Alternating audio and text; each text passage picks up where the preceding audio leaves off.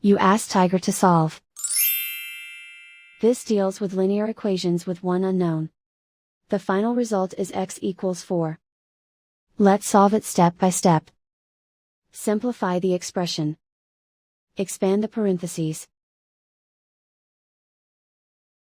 Multiply the coefficients.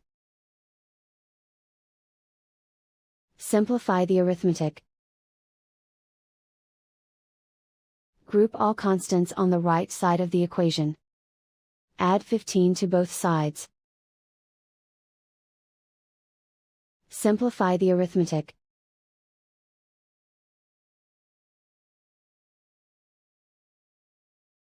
Isolate the x.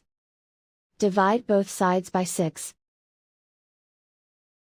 Simplify the fraction. Find the greatest common factor of the numerator and denominator. Factor out and cancel the greatest common factor.